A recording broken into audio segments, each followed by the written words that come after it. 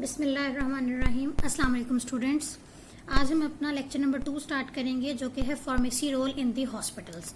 Hospitals के अंदर pharmacy का क्या रोल है। सबसे पहले है एडमिनिस्ट्रेटिव सर्विसेज, इंतजामिया के लिहाज से क्या सर्विसेज हैं हॉस्पिटल की। Plan and coordinate departmental activities, different departmental activities को ये प्लान करते हैं और कोऑर्डिनेट करते हैं in terms of drug distribution, कि कितनी ड्रग किस उसको वार्ड को जानी है और उसे किस तरह स्टोर करना है। नेक्स्ट है डेवलप पॉलिसीज डेवलप करते हैं अकॉर्डिंग टू ड्रग्स। नेक्स्ट है schedule personal and provide supervision, different जो पर्सनल्स हैं, स्टाफ हैं, उनकी ड्यूटीज या रिस्पॉन्सिबिलिटीज असाइन करना और फिर उनको सुपरवाइज करना कि वेदर वो अपनी ड्यूटीज प्रॉपरली परफॉर्म कर रहे हैं या नहीं कर रहे।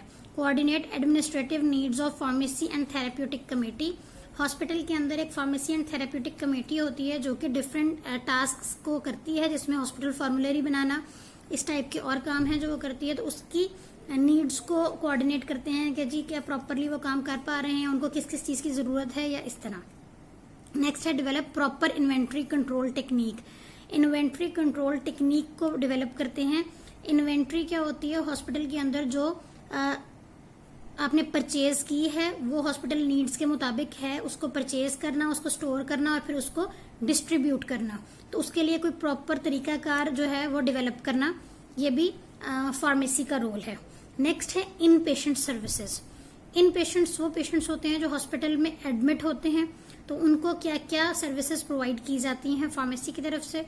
Provide medication for all inpatients of the hospital on 24 hour basis, 24 घंटे उनकी मेडिकेशन नीड्स को फुलफिल करना, उनको प्रॉपरली दवाइयां पहुंचाना, ये फार्मेसी का रोल है। Inspection and control of drugs on all treatment areas, जहां जहां भी हॉस्पिटल के अंदर ड्रग्स मौजूद हैं वहां वहां फार्मेसी या आप कहें फार्मासिस्ट को ये राइट होता है कि वो वहां जाके इंस्पेक्ट कर सकता है कि ड्रग्स किस तरह स्टोर की गई हैं, ड्रग्स को प्रॉपर स्टोरेज है, प्रॉपरली डिस्पेंस हो रही हैं या नहीं, या जो आप कहें थोड़ी सेंसिटिव ड्रग्स हैं उनको लेस सेंसिटिव ड्रग्स से सेपरेट रखा गया है या नहीं। तो ये सारे इंस्पेक्शन एंड कंट्रोल करती है on treatment areas. Next point है cooperate with investigational use of drugs. Investigational use of drugs ये होता है कि जो ड्रग्स पे रिसर्च चल रही है या जिस ड्रग्स पे को लेके हम किसी किस्म की कोई रिसर्च कर रहे हैं, तो उसके लिए हॉस्पिटल फार्मेसी जो है वो कोऑपरेट करती है, ताकि उन्हें ड्रग्स प्रोवाइड करती है ताकि उनके ऊपर प्रॉपरली रिसर्च की जा सके। नेक्स्ट है मेंटेन पेशेंट्स मेडिकेशन प्रोफाइल्स, जो पेशेंट्स हॉस्पिटल में एडमिट हैं उनका एक पूरा चार्ट होता है या मेडिकेशन प्रोफाइल होती है कि उनको किस टाइम कौन सी मेडिसिन दी गई और क्या डोज दी गई, तो उस पूरी मेडिकेशन प्रोफाइल को मेंटेन किया जाता है। यह हॉस्पिटल फार्मेसी भी कर सकती है या वार्ड्स में जहाँ पे डिस्पेंस हो रही है वहां पे भी मेडिकेशन प्रोफाइल्स मेंटेन की जाती हैं। Exercise proper control in dispensing of narcotics and other controlled substances. Narcotics होती हैं नशा आवर अद्वियात, और कंट्रोल्ड सब्सटेंसेस भी यही ड्रग्स हैं जो कि हम कंट्रोल नारकोटिक्स को ही हम कंट्रोल्ड सब्सटेंसेस कहते हैं। इनमें स्केड्यूल 2 ड्रग्स आ जाती हैं, जैसे जिनमें ओपिएट्स है, फेंटेनिल है, मॉर्फिन है, डायमॉर्फिन है, ये सारी सिडेटिव्स हैं या फिर नशा आवर अद्वियात हैं। इसके अलावा स्केड्यूल 3 एंड स्केड्यूल 4 ड्रग्स भी आती हैं इसमें, जिस तरह टिमाजीपैम है, ये बेंजोडाइजेपिन है, ये भी आपकी कंट्रोल्ड सब्सटेंसेस ड्रग्स हैं। तो इनके ऊपर प्रॉपर कंट्रोल रखना, प्रॉपर नजर रखना कि ये सिर्फ उस पेशेंट को डिस्पेंस की जाए जिसको इसकी जरूरत है, और ये वाली जो ड्रग्स हैं ये यूनिट डोज जो है डिस्पेंसिंग होती है मोस्ट ऑफ द टाइम, कि जितनी जरूरत है उतनी दी, नेक्स्ट टाइम जब फिर जरूरत है तो फिर उन्हें दोबारा दे दिया जाए। ठीक है। नेक्स्ट है out patient services. Out patients वो पेशेंट्स होते हैं जो हॉस्पिटल में आते हैं, मेडिसिन लेते हैं और वापस चले जाते हैं। इनमें सबसे पहले क्या है, review prescription and dispense with proper direction of use to outpatient. Prescription review किया जाता है, प्रिस्क्रिप्शन को देखा जाता है कि मेडिसिन किस चीज के लिए प्रिस्क्राइब की गई है, अकॉर्डिंग टू डिजीज प्रिस्क्रिप्शन है या नहीं, और फिर पेशेंट को प्रिस्क्रिप्शन जो है वो डिस्पेंस करते हैं, मेडिसिन डिस्पेंस करते हैं प्रॉपर डायरेक्शंस के साथ, उन्हें प्रॉपर हदायत देके प्रॉपर काउंसलिंग करके उनको दी जाती है मेडिसिन, क्योंकि वो मेडिसिन उन्होंने घर में यूज करनी है। नेक्स्ट है inspect and control all clinical and emergency service medication station. Pharmacy का ये रोल है, या आप कह लें जहां जहां मेडिसिन मौजूद है वहां पर एक इमरजेंसी सर्विस मेडिकेशन स्टेशन या किट मौजूद होती है, जिसमें इन केस ऑफ इमरजेंसी अगर आपको कोई ट्रीटमेंट करना पड़े तो उसमें सारी वो मेडिसिन होती हैं। तो हॉस्पिटल फार्मेसी या हॉस्पिटल फार्मासिस्ट जो है वो उन सारे स्टेशंस को विजिट कर सकता है, देख सकता है, इंस्पेक्ट कर सकता है, उसकी एक्सपायरी डेट्स वगैरह चेक करनी होती हैं। इसके अलावा देखना होता है कि दो लुक अलाइक या साउंड अलाइक मेडिसिन इकट्ठे ना पड़ी हुई हों। नेक्स्ट है मेंटेन प्रिस्क्रिप्शन रिकॉर्ड्स। जो आउट पेशेंट आपके पास आएगा उसको आप मेडिसिन डिस्पेंस तो कर देंगे, लेकिन उसकी प्रिस्क्रिप्शन रिकॉर्ड जरूर रखेंगे ताकि आपके पास प्रॉपर डेटा जो है वो मौजूद हो। नेक्स्ट है drug information services. Provide drug information on drugs and drug therapy to doctors, nurses, medical and nursing students and house staff. Drug के बारे में जितना फार्मासिस्ट जानता है, जितना नॉलेज हॉस्पिटल फार्मेसी के पास है, उतना किसी के पास नहीं है। तो डॉक्टर्स को, नर्सेज को, मेडिकल स्टाफ को, स्टूडेंट्स को, नर्सिंग स्टूडेंट्स को और हाउस स्टाफ को उनके बारे में नई से नई जो रिसर्च है उसके बारे में उन्हें गाइड करना। Maintain an up to date drug information centre. Hospital के अंदर एक आपके यहाँ कमेटी होती है या आप एक सेंटर कह लें, जो जिसे ड्रग इंफॉर्मेशन सेंटर कहा जाता है, जहां पर ड्रग्स के बारे में इंफॉर्मेशन मौजूद होती है।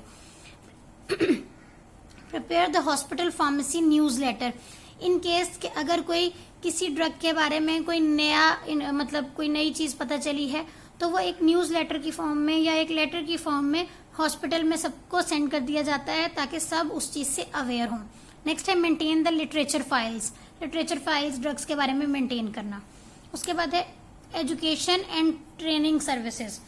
Coordinate programmes of undergraduate and graduate pharmacy students. अब हॉस्पिटल फार्मेसी जो है वो कोऑर्डिनेट करती है यूनिवर्सिटीज या कॉलेजेस के साथ जो कि फार्मेसी या असिस्टेंट फार्मेसी का कोर्स जो है वो करवा रहे हैं। स्टूडेंट्स आते हैं, वो अपना थोड़ा सा आपके थियोरेटिकल नॉलेज के साथ साथ अपना प्रैक्टिकल नॉलेज भी साथ अप्लाई करते हैं, देखते हैं कि काम किस तरह हो रहा है। अंडर ग्रेजुएट वो स्टूडेंट्स हैं जो कि फार्मेसी के 4th और 5th प्रॉफ में जो है वो हॉस्पिटल्स को विजिट करते हैं, अपनी प्रोफाइल मेंटेन करते हैं, ड्रग प्रोफाइल बनाते हैं, अपने थीसिस वगैरह कंपाइल करते हैं। And graduate pharmacy student after graduation, after having degree, वो आते हैं और 1 ईयर का जो है उनका आप इंटर्नशिप कह लें जिसे वो कंप्लीट करते हैं। तो ये सारा हॉस्पिटल फार्मेसी के अंडर होता है।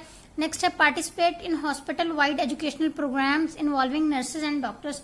नए से नई जो भी इंफॉर्मेशन आ रही है एजुकेशनल पॉइंट ऑफ व्यू से अकॉर्डिंग टू ड्रग्स, उनको नर्सेज, डॉक्टर्स और बाकी मेडिकल स्टाफ तक पहुंचाना। Train newly employed pharmacy department personnels. जितने भी नए लोग जो हैं वो अपॉइंट किए जाते हैं इन हॉस्पिटल फार्मेसी या रेलेवेंट टू हॉस्पिटल फार्मेसी, उन सबको ट्रेनिंग देना, उन सबको काम करना बताना, ये सारा कुछ हॉस्पिटल फार्मेसी के अंडर आता है। डिपार्टमेंटल सर्विसेज में आता है coordinate and control all drug delivery and distribution system. सारी जो ड्रग आपके पास हॉस्पिटल फार्मेसी में आ गई है उनको डिफरेंट डिपार्टमेंट्स, डिफरेंट वार्ड्स तक पहुंचाना और उसके बाद उनका आगे से डिस्पेंसिंग सिस्टम देखना कि वो प्रॉपरली डिस्पेंस हो रही हैं या नहीं हो रही, कहीं कहीं एक्सपायर्ड ड्रग तो नहीं पड़ी हुई। ये सब कुछ जो है हॉस्पिटल फार्मेसी के अंडर आता है। Control and dispense the controlled substances. Controlled substances वही सब्सटेंसेस हैं जो कि आप कहें नारकोटिक्स हैं, ड्रग्स जो नशा लाती हैं, उनका प्रॉपर कंट्रोल और डिस्पेंस देखना कि जिस पेशेंट को जरूरत है सिर्फ उसको दिया जाए और उसको भी सिर्फ 1 डोज या 2 डोजेस दी जाए, इससे ज्यादा नहीं दी जाए।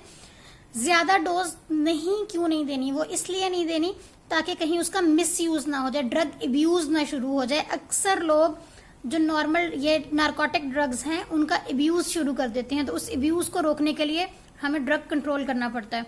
Control and dispense intravenous fluid. Ivy fluids जितने भी हैं इन सब को किस तरह डिस्पेंस करना है, इसको भी डिपार्टमेंटल सर्विसेज देखती हैं। नेक्स्ट है purchasing and inventory services control. इसमें सबसे पहला काम जो हॉस्पिटल फार्मेसी करती है वो है परचेज ऑल ड्रग्स। ड्रग्स को परचेज किया जाता है। ड्रग किस तरह परचेज की जाती हैं? ड्रग परचेजिंग का तरीका यह है कि सबसे पहले तमाम डिपार्टमेंट्स और वार्ड्स को कह दिया जाता है कि आप अपना हमें बता दें आपको इस ईयर में कौन सी मेडिसिन कितनी क्वांटिटी में रिक्वायर्ड है, एक अंदाजा बता दें। सारे वार्ड्स अपनी अपनी रिक्वायरमेंट जो है वो भेज देते हैं। हॉस्पिटल फार्मेसी में उनको कंपाइल कर लिया जाता है और देखा जाता है कि किस ड्रग का यूज जो है लास्ट ईयर में ज्यादा रहा है, किसका कम रहा है, किसका बहुत कम या बिल्कुल नहीं रहा। उसके बाद जो है फिर ऑर्डर प्लेस किए जाते हैं, बल्कि बेडिंग कर दी जाती है। सारे कंपनीज जो है वो बेड करती हैं। फिर देखते हैं कि कौन सी कंपनी हमें अच्छी क्वालिटी की मेडिसिन कम प्राइस में दे रही है, ठीक है। उसके बाद हम परचेजिंग करते हैं। जो भी ड्रग परचेज कर ली जाती है वो एक ही दफा आपके पास स्टॉक नहीं आ जाता, बल्कि वो बाय पार्ट्स आता है, ठीक है। सारा स्टॉक हम एक दफा हॉस्पिटल मंगवा के नहीं रख लेते। नेक्स्ट है receive, store and distribute drugs. जब आपने ड्रग्स को परचेज कर लिया उसके बाद जाहिर है जितना स्टॉक आपके पास आएगा आप उसे पहले रिसीव करेंगे, फिर स्टोर करेंगे। स्टोरेज कंडीशंस मेंटेन करनी होती हैं कि कौन सी जो डोजेज फॉर्म है वो किस तरह की कंडीशन में। कुछ को नॉर्मल टेम्परेचर चाहिए होता है, कुछ को फ्रीजिंग टेम्परेचर तो नहीं लेकिन लो टेम्परेचर चाहिए होता है, कुछ को काफी लो टेम्परेचर चाहिए होता है। तो उसके लिए फिर हम उसको डिफरेंट जगहों पे स्टोर करते हैं। और डिस्ट्रीब्यूशन तो according to need of wards होती है कि जिस तरह उनको जितनी उनको चाहिए उतनी उनको आप अलॉट कर देते हैं।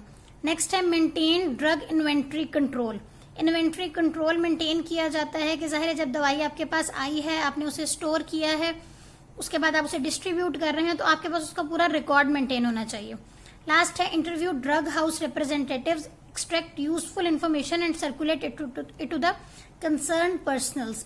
जब जाहिर है आप किसी भी कंपनी से ड्रग परचेज कर रहे हैं तो उनके रिप्रेजेंटेटिव्स आते हैं जो आपको बहुत डिटेल से ड्रग के बारे में इंफॉर्म करते हैं, उसके इफेक्ट्स, उसके साइड इफेक्ट्स, उसकी बायोअवेलेबिलिटी, डिफरेंट फैक्टर्स को आपको बताते हैं। तो ये हॉस्पिटल फार्मासिस्ट का काम है कि वो उनसे ज्यादा से ज्यादा इन्फॉर्मेशन ले और फिर जो इन्फॉर्मेशन उसको यूजफुल लगे उसको कंसर्न पर्सनल तक पहुंचाए। अब concern personal doctors, nurses, house staff वगैरह हो सकते हैं। नेक्स्ट है manufacturing and packaging services. Manufacture wide variety of items in common use at the hospital. Wide variety of item वो मेडिसिन जो कि हॉस्पिटल में काफी ज्यादा यूज में हैं उनकी कंपाउंडिंग कर सकते हैं हॉस्पिटल्स में। इसके अलावा है operate an overall drug packaging and pre packaging programme. Compounded medicine के लिए ही जाहिर है पैकेज और प्री पैकेज प्रोग्राम हो सकता है कि आपने उसे कैसे पैकेजिंग करनी है, कैसे पैक करके आपने उन्हें इन पेशेंट्स तक पहुंचाना है और किस पैकेजिंग में आपने उन्हें आउट पेशेंट्स को देना है। यहाँ पे आपका hospital pharmacy role in hospital जो है वो खत्म होता है। नेक्स्ट लेक्चर इंशाल्लाह फिर